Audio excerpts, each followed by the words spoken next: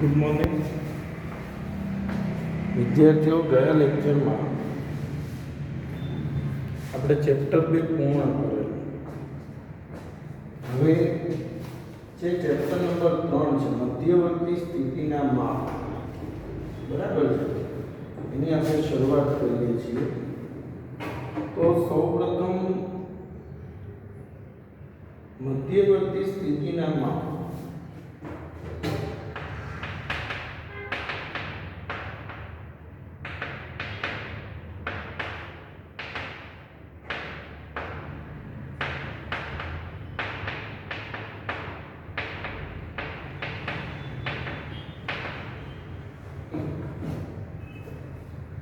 એમાં સૌ પ્રથમ છે અર્થ.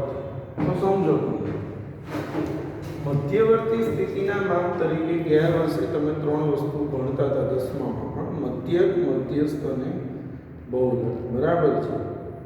તો યાદ રાખો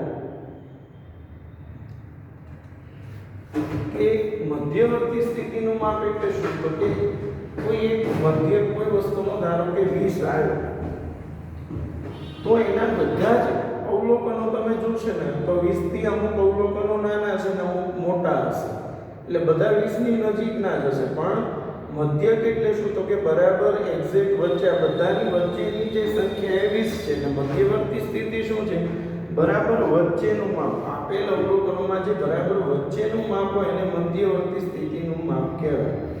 તો મધ્યવર્તી સ્થિતિ જે કેન્દ્રીય કિંમતની આસપાસ ચલની કિંમતો સંકલિત થાય છે તે કિંમતને મધ્યવર્તી સ્થિતિનું માપ અથવા સરેરાશ કહેવાય, બરાબર. એટલે સરેરાશ છે એટલે શું કે ભાઈ કોઈ પણ જવાબ આવે છે એમાં બરાબર વચ્ચેની જે સંખ્યા છે એ શું છે? એની મધ્યક છે, બરાબર. મધ્યવર્તી સ્થિતિનું માપ છે. સારા મધ્યવર્તી સ્થિતિના માપના લક્ષણો. સારા મધ્યવર્તી સ્થિતિના માપના લક્ષણો.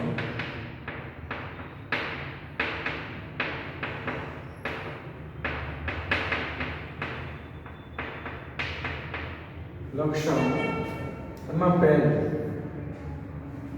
નીચેના જે લક્ષણો ધરાવે એને આદર્શ સરેરાશ કહેવાય. એમાં પહેલું છે તે સ્પષ્ટ રીતે વ્યાખ્યાયિત અને ચોક્કસ હોય છે. કોઈ પણ મધ્યવર્તી સ્થિતિનું માપ છે સ્પષ્ટ રીતે વ્યાખ્યાયિત અને ચોક્કસ હોવું જોઈએ, એટલે કે તમને એના આધારે ખબર પડે કે આ કઈ માહિતી, એટલે તે સ્પષ્ટ રીતે વ્યાખ્યાયિત અને ચોક્કસ હોવી જોઈએ. બીજું, તે સમજવા માટે તેમજ ગણતરી કરવા માટે સરળ હોવી જોઈએ. એટલે કે જે મધ્યવર્તી સ્થિતિનું માપ છે સમજવામાં સરળ હોવું જોઈએ અને તેની ગણતરી પણ સરળ હોવી જોઈએ.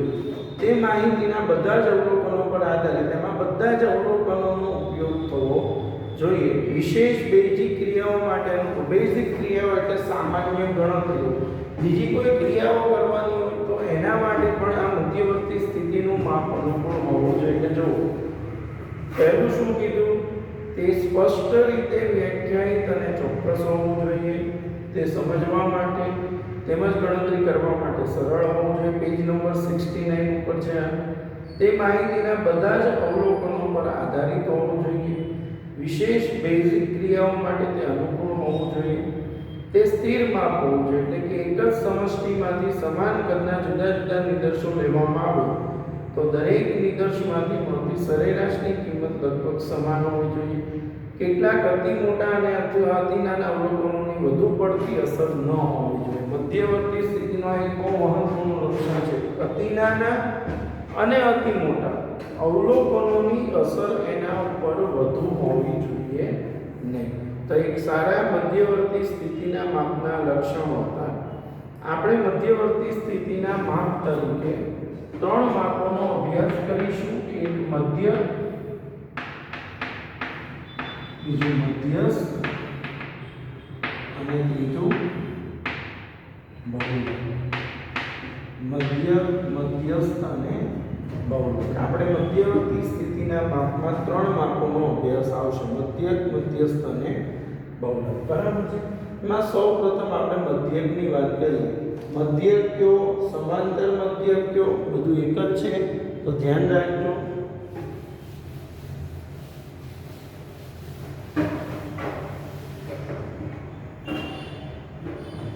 સમાંતર મધ્યક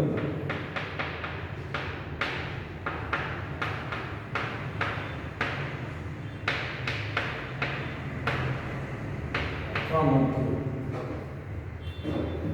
તો મધ્યકનો અર્થ પહેલા સમજીએ. એરિથમેટિક મીન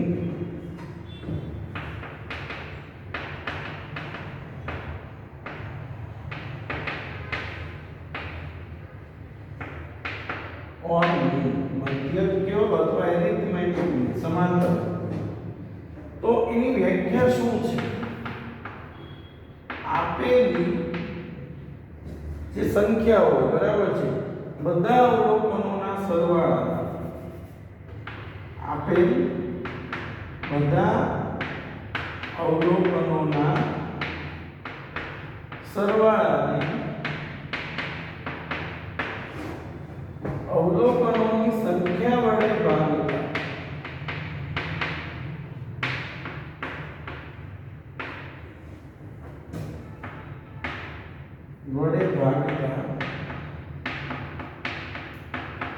જે કિંમત મળે છે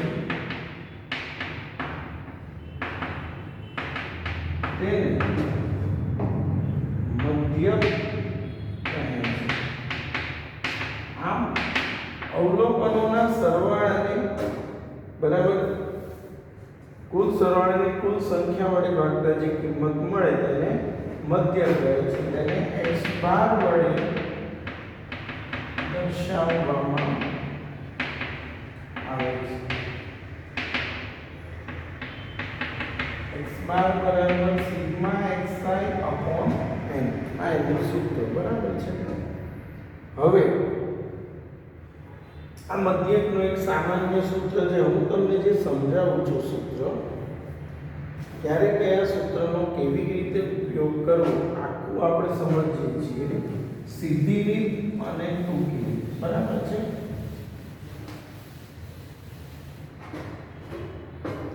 તો સૌપ્રથમ સીધી રીત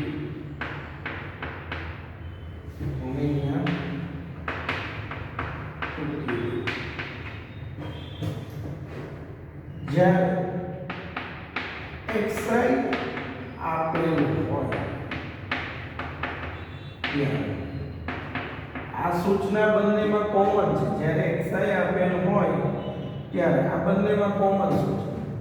તો સીધી રીતમાં x બાર બરાબર સિગ્મા xi અપોન n, અને ટૂંકી રીતમાં તમને xi આપેલું હોય એમાંથી કોઈ પણ એક સંખ્યાને ધારી લઈશું, પછી આવશે di xi minus a. xi માંથી કોઈ પણ સંખ્યા ધારી લીધું, જે ધારીશું એને a કહીશું, જ્યાં a બરાબર ધારેલો મધ્યક. અને સૂત્ર એનું થશે x બાર બરાબર a plus sigma di upon. પછી જે બીજી રીત આમાં આવે છે, જ્યારે xi અને fi આપેલ હોય, જ્યારે xi અને fi આપેલ છે તો આપણે એક જ કાનું બનાવવાનું fix. સૂત્ર છે x બાર બરાબર સિગ્મા fxi અને અહીંયા xi છે fi છે. તો સૌપ્રથમ di, ટૂંકી રીતમાં બધે di આવે. di બરાબર xi માઈનસ a. di મળી જાય પછી આવશે fi di. હવે સૂત્ર x બાર બરાબર a plus sigma fi di upon n. અને ત્રીજું, જ્યારે દાખલામાં વર્ગ આપેલો હોય,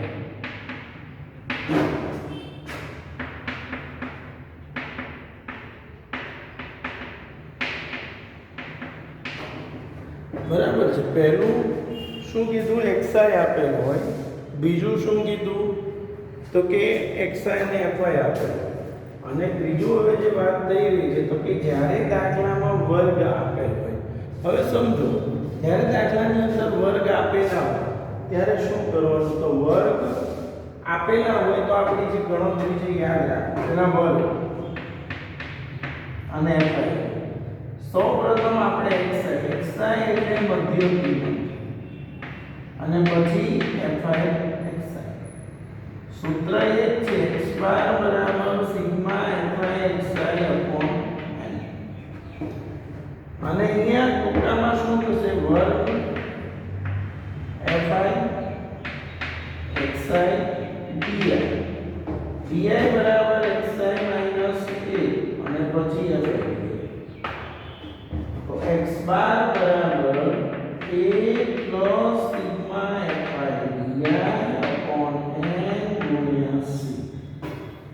એટલે આ રીતો થઈ જ્યારે xi આપેલ હોય ત્યારે, જ્યારે xi ને fi આપેલ હોય અને જ્યારે દાખલામાં વર્ગ આપેલ હોય ત્યારે. તો આપણે આ ત્રણ રીતો આવશે, xi fi અને વર્ગ આપેલો. દરેકે આ સૂત્રો લખી લેવા અહીંયા, બરાબર. વિડિયો સ્ટોપ કરી હવે આપણે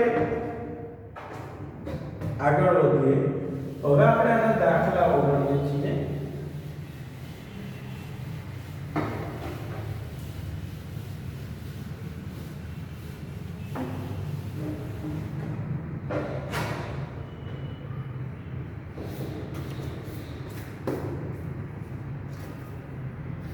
નીચેની માહિતી માટે ગેરેજમાં દરરોજ સમારકામ કરેલા સ્કૂટરોની સંખ્યા દર્શાવે. રોજના સમારકામ કરેલા સ્કૂટરોની સંખ્યાનો મધ્યક શોધો. Example number 1.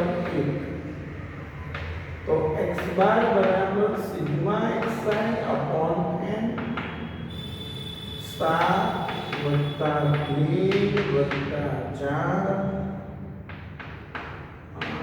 વત્તા 6 9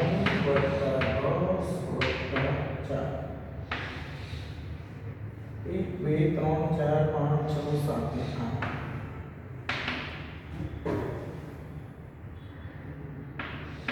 61 ભાગ્યા 8 તો 7.625 બરાબર છે. આ ઉદાહરણ નંબર 1. હવે આપણે ઉદાહરણ 2 ની વાત કરીએ. તો ઉદાહરણ 2 ની અંદર બરાબર છે, આ દાખલો બધાએ ગણી લેવો. હવે ઉદાહરણ નંબર 2 જે આપણે બંને રીતે ગણતા શીખીએ છીએ, સીધી રીતે પણ અને ટૂંકી રીતે. ચલો એક્ઝામ્પલ નંબર 2.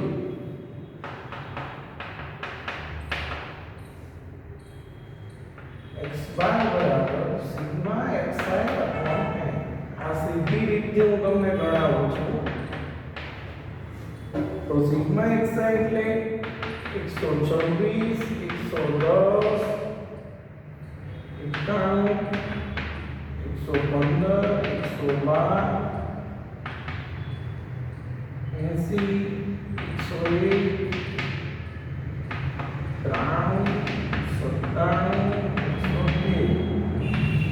180 તો કુલ સરવાળો કરીશું 6 ને 1 સાથે બાદ 3 17 ને 24 3 27 ને 28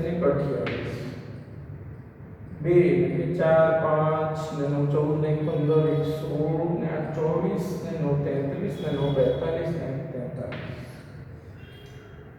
4 5 6 7 8 9 10 તો જવાબ આવશે 103. એટલે આ સીધી રીતે આપણે ગણતરી કરી. હવે આ જ દાખલો છે એને આપણે ટૂંકી રીતે સમજીએ. તો x 126 110 91 115 112 80 101 9397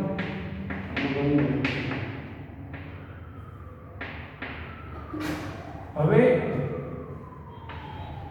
di બરાબર xi માઈનસ a. આમાંથી કોઈ પણ એક સંખ્યાને આપણે ધારી લેવાની, બરાબર છે.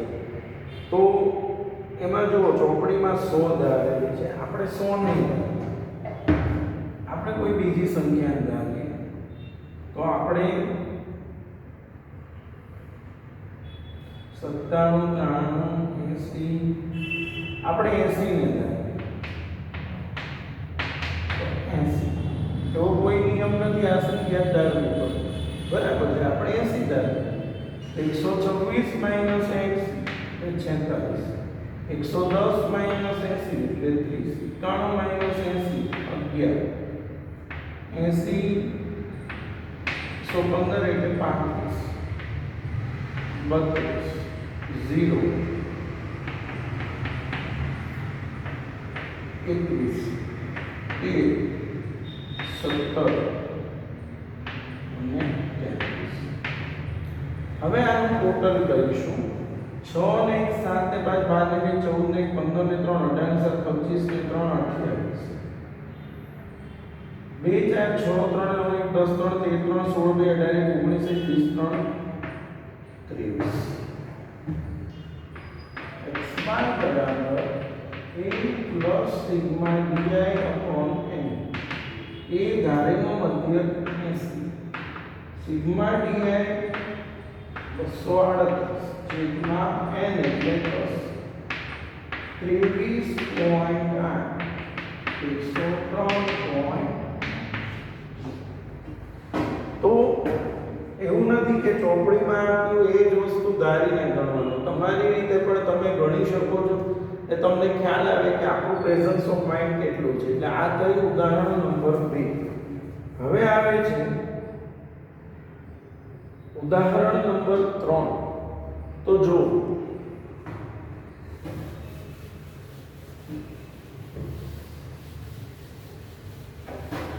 અને કે જ્યાં દાખલો પૂરો થાય ત્યાં સ્ટોપ વિડિયો કરીને દાખલો ગણી લો, બરાબર છે.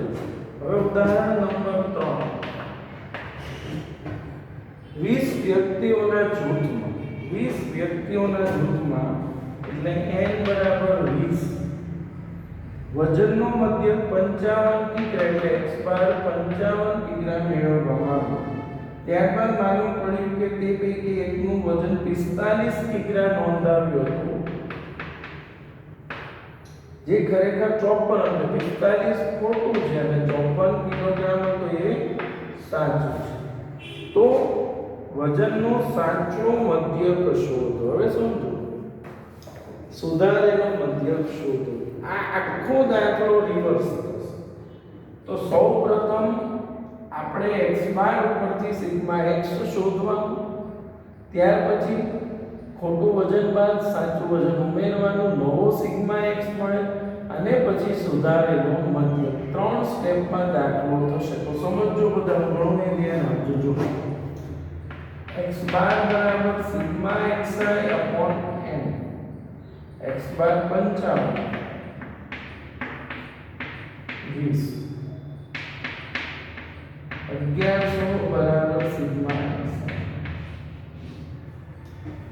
હવે સિગ્મા xi આવી ગયો. હવે આવશે સુધારેલ સિગ્મા xi. તો સિગ્મા xi માઈનસ ખોટું અવલોકન પ્લસ સાચું. સિગ્મા xi 11 માઈનસ ખોટું અવલોકન 45, સાચું અવલોકન 54. તો જવાબ આવશે 1109.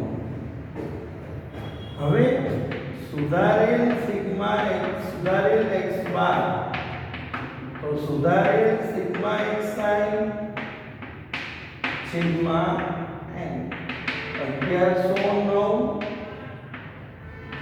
સિગ્મા 20, બરાબર છે. તો 55.45. તો મેં તમને પહેલા કીધું કેટલા સ્ટેપમાં દાખલો થશે? 3 સ્ટેપમાં. ફરીવાર શું કર્યું આપણે? પહેલા શું કર્યું? આ અવલોકન ખોટું, આ વજન હતું ના સાચું. તો જ્યારે આ ખોટું સાચું આવે ત્યારે પહેલા તમારે જે x બાર એના ઉપરથી સિગ્મા xi શોધો. એ મળે પછી ખોટું અવલોકન બાદ થાય અને સાચું અવલોકન તેમાં ઉમેરવામાં આવે. એ ઉમેરી દો એટલે તમને સુધારેલ સિગ્મા xi મળશે અને પછી સુધારેલો મધ્યક શોધવાનો. એટલે આ દાખલો કેટલા સ્ટેપમાં થશે?